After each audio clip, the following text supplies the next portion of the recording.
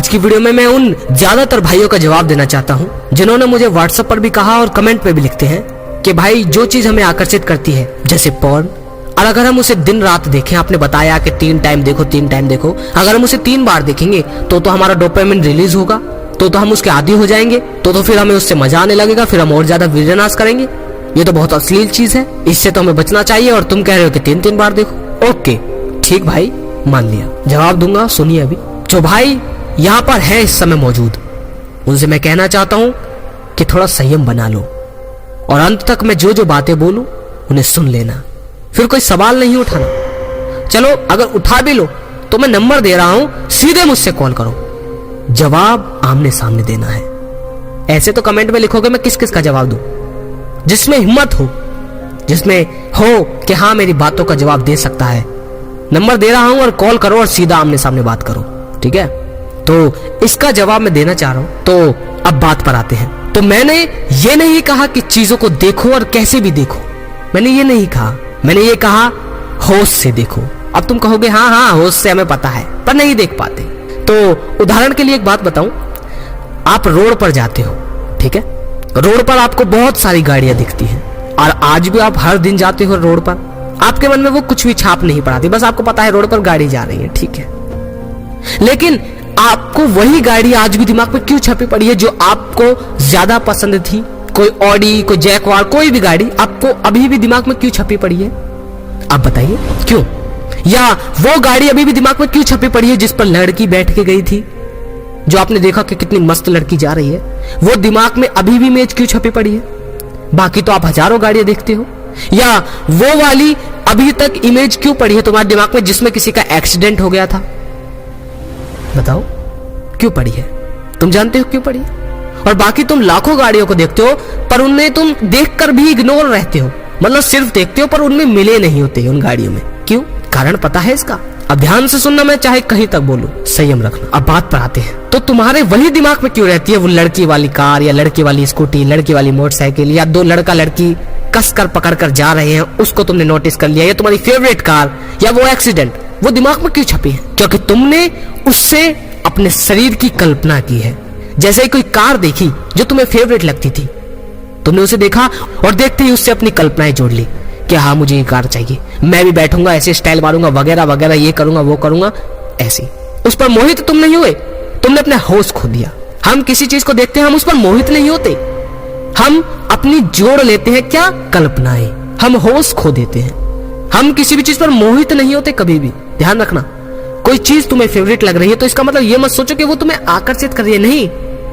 इसका मतलब ये है कि तुम अपना होश खो रहे हो। और अगर तुम किसी चीज को देखकर आकर्षित हो रहे हो और कोई कल्पना भी नहीं कर रहे, तो इसका मतलब तुम्हारे भाव उससे जुड़े हुए हैं, तुम उससे जोड़ने लगे हो। ऐसे ही तुम्हें देखना है। कैसे? जैसे तुम बाकी गाड़ियों को देखते हो, तुम उनसे कल्पना नहीं जोड़ते। कितने लोग हेलमेट लगाते हैं, कितने लोग मोटरसाइकिल बजाते हैं, कितनी कार निकलती है, पर तुम्हें वही गाड़ी क्यों आकर्षित करती है जिसमें कोई लड़की बैठी हो? या वही गाड़ी क्यों आकर्षित करती है जो ड्रीम कार हो तुम्हारी?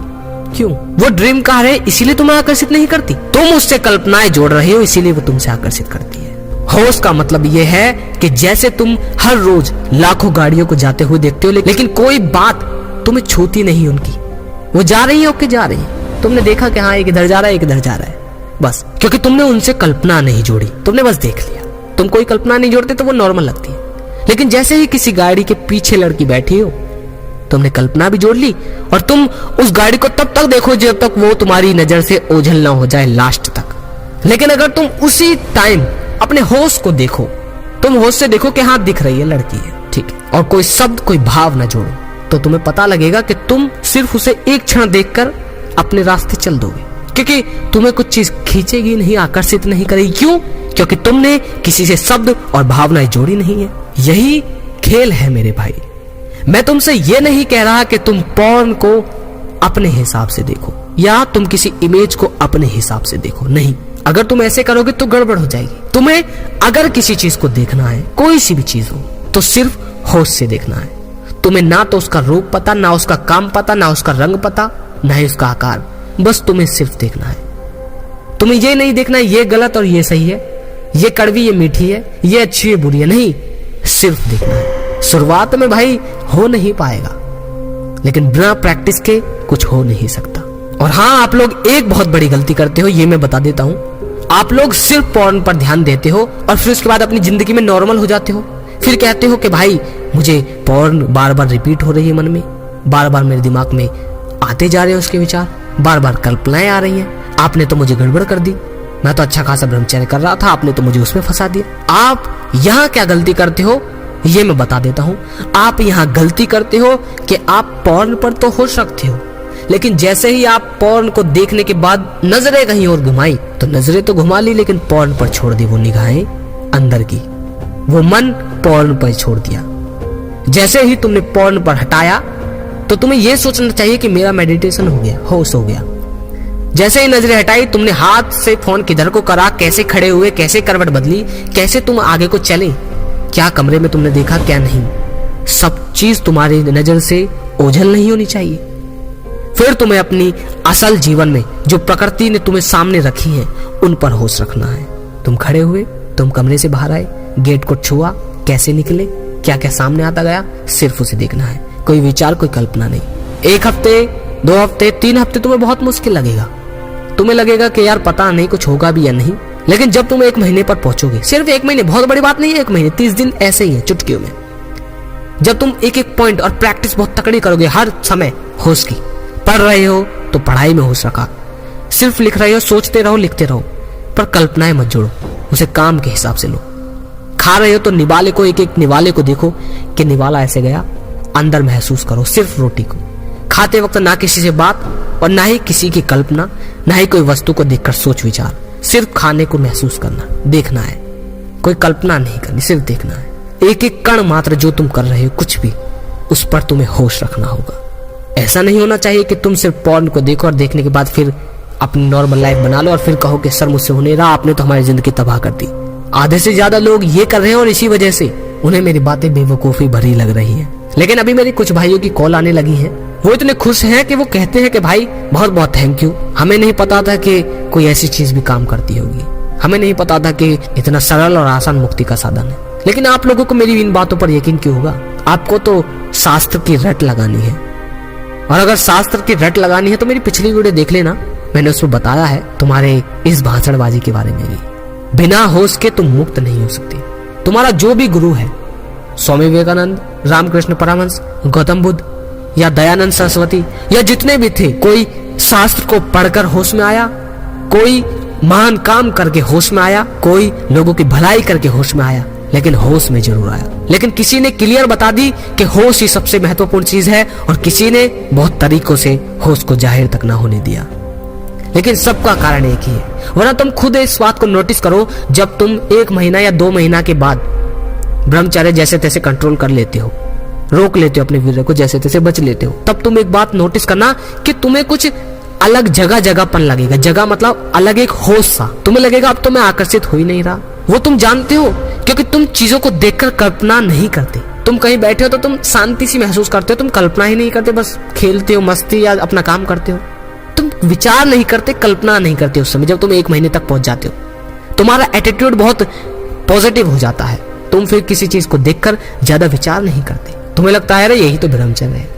लेकिन तुम उस समय होश में रहते हो, इसीलिए तुम वासना से बचते हो। लेकिन ऐसा होने लगता है फिर 4 महीने 3 महीने बाद तुम थोड़ी सी कल्पनाएं करने लग जाओ, फ्यूचर के बारे में सोचने लग जाओ। सोचते सोचते होश दिखता चला जाता है, दिखता चला जाता है, और फिर तुम कहते हो भाई आज बहुत उत्तेजना बढ़ रही है, पता नहीं क्यों कंट्रोल नहीं कर पा रहा। उत्तेजना नहीं बढ़ रही, तुम्हारा होश बिगड़ रहा है। और ये उत्तेजना कैसे बढ़ती है? कहीं बाहर गए, कोई लड़की देख ली, उसने कपड़े ऐसे पहन रखे कि उसके सीना दिख रहा है, या फोन पर इंस्टाग्राम पर पहुंच गए, या यूट्यूब पर आज थंबनेल भी बहुत टॉप के दिखाते हैं, पर गलती थंबनेल की नहीं है। शरीर तो पहले से हमारे साथ है, अगर वो दिखा भी दिया तो उसमें गलत क्या होगा, नहीं बताओ। ये नहीं कह रहा कि अश्लीलता फैलाओ, नहीं, उसमें गलत क्या है तुम्हारे हिसाब से। तुम्हें लगता होगा ये गलत है, लेकिन गलत तुम हो क्योंकि तुम्हारे पास होश की कमी है। तुमने अपना जीवन ऐसे ही निकाल दिया बिना होश के। मैं जानता हूं वीडियो बहुत लंबी हो रही है, लेकिन अब वीडियो लंबी ही आएगी। जितनी वीडियो होगी मेरी लंबी ही आएगी, और मैं लंबी ही बनाऊंगा, क्योंकि मुझे अब खुलकर बोलना है। आप चाहे देखो या मत देखो, आप चाहे यहां से चले जाओ, वीडियो तो तब भी बनानी है। मेरे भाई, होश को अभी से संभाल लो। मैं चाहता हूं कि एक दिन ऐसा आए कि तुम लोगों को मुझ जैसे की तो कभी जरूरत ना पड़े। और जितने भी यूट्यूब पर चल रहे हैं, ये खा लो तो ये हो जाएगा, ये खा लो तो वो हो जाएगा, ये जो दिखा रहे हैं, मानता हूँ सच्चाई है उन बातों में बहुत %, ठीक है, लेकिन मुक्ति यहाँ नहीं है। अगर लगे शेयर करने लायक तो मेरे भाई हर यूट्यूब चैनल के नीचे जाकर वीडियोस को शेयर करो। मेरी पिछली वीडियो को मत करो, जहां से मैंने होश से स्टार्ट किया वहां से तुम मेरी हर वीडियो को शेयर करो, क्योंकि ये होश ही है जो मुक्ति का सबसे बड़ा साधन है। अगली वीडियो में फिर मिलते हैं। जय श्री कृष्णा।